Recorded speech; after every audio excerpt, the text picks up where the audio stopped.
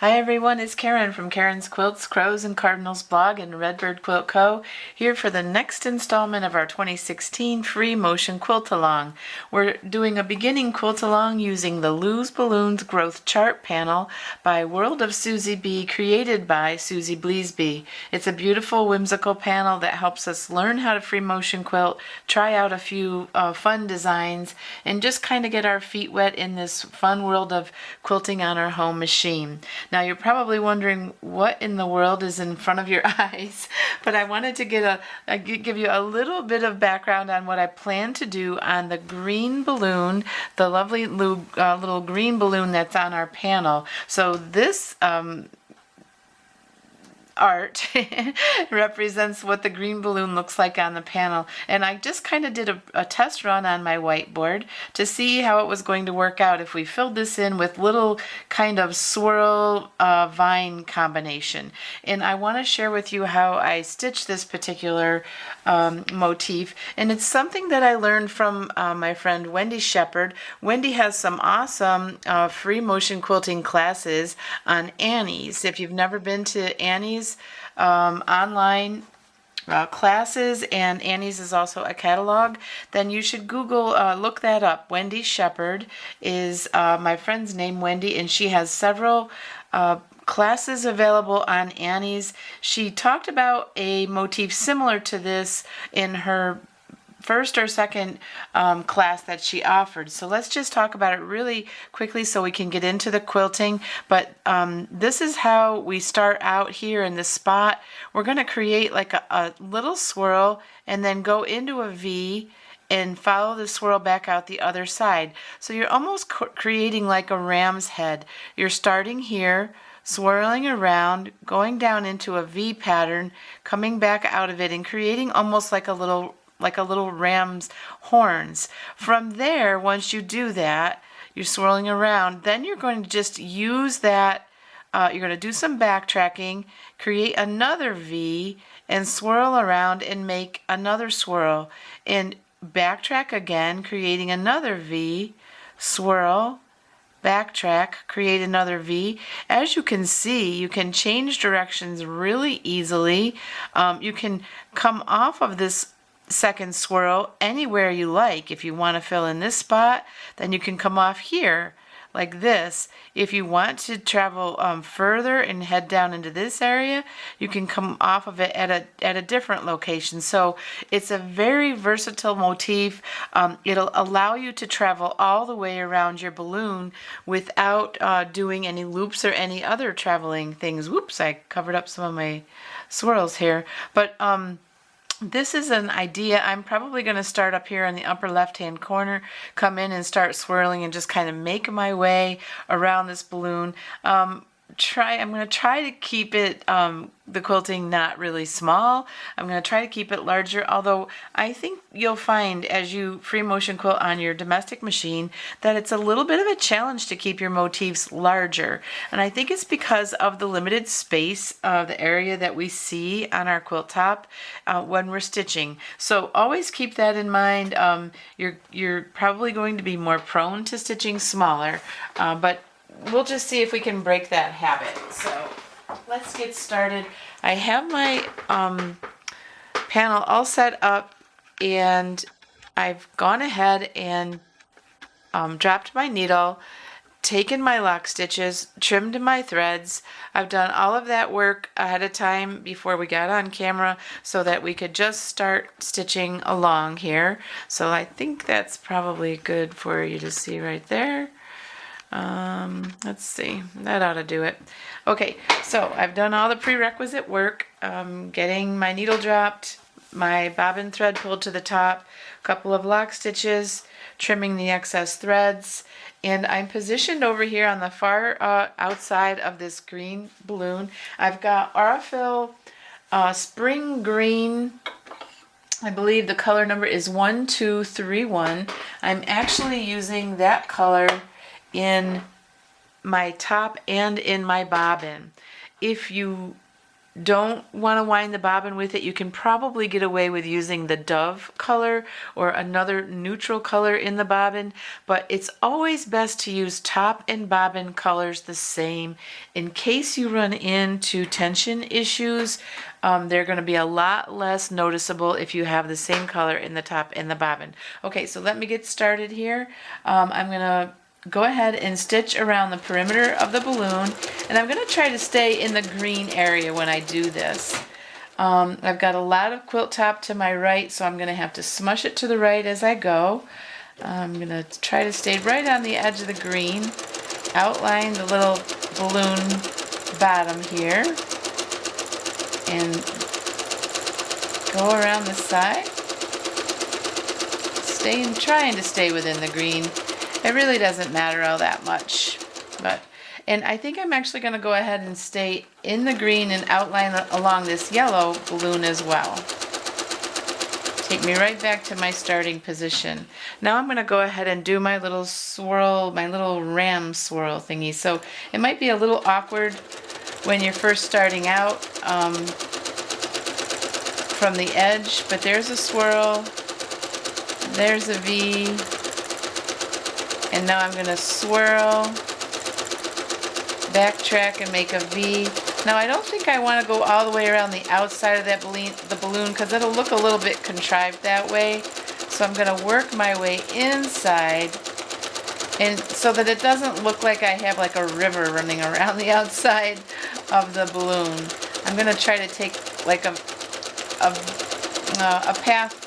Kind of like when you're meandering, you don't want to follow the same path over and over because it'll look like you're creating a river or something. So I'm not sure if you can see what I'm doing here. Let's see. I'm doing a little swirl, backtracking, making kind of a V, and spinning off of it. Now, when I get to a spot, I know I want to come down in here and fill a little bit. I can travel a lot further back before I spin off and create my V. And I can do it again. And now here I'm going to want to come back this way, so I'm not going to backtrack all that much. And you know what? It doesn't matter. When you get done, this is going to be absolutely beautiful. What you're trying to do is give your quilt top texture, and that's what we're doing. So I'm going to just keep doing this process, kind of filling in as I go.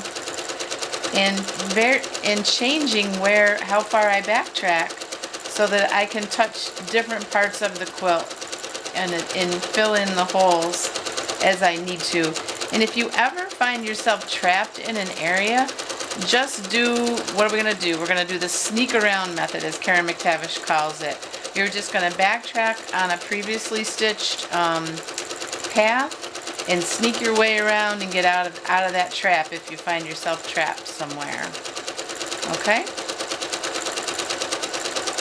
So I'm nearing the end. I'm just going to lay one more little swirl in here. And I'm going to actually lock my stitches and get ahead, and I've got my lanyard on, so I'm going to in my good scissors so they actually are sharp, and trim my threads because I want to jump down here if I can before my battery runs out on my camera. Whoops, I'm sorry, you're still seeing what I'm seeing? I guess you are. And I want to try to stitch show you what I'm going to do with the other balloon. Now what I'm going to do here is I'm just going to stitch around the perimeter of the balloon, and maybe I won't do that to start, but after that what I'm going to do is I'm just going to jump in here and follow, whoop, there, maybe you can see what I'm doing now. I'm going to jump in here and follow inside of the green, like right on the edge once, maybe right on the outside once, and then another on the inside. So we're just going to do like a triple stitch around these little balloons, and we can use the outside of these little bubbles. We can use the outside of the balloon to travel to the next one, do the same thing there, use the outside, travel to the next one, do the same thing there. I want to get started so I can capture a little bit of this for you in this video. And when you want to jump in here and do the tiny little circles on the inside, just do that cheating kind of a jump method where you take a couple of lock stitches, jump inside, take a couple more lock stitches, go around that a few times, jump back out and take lock stitches and keep moving. Again, you wouldn't do that on a show quilt, but it's perfectly fine to do that on our little trainer quilt. We won't get too hung up on that. So let me just see if I can pull off a little bit of this real quick and show you the plan. I just pulled my bobbin thread to the top, a couple of stitches in place. I've got my needle down, or maybe I didn't pull my bobbin thread up. I'm going to keep going anyway. So I'm going to travel over here on the white. I'm going to go around that beautiful yellow circle, and I think I'm going to go all the way around.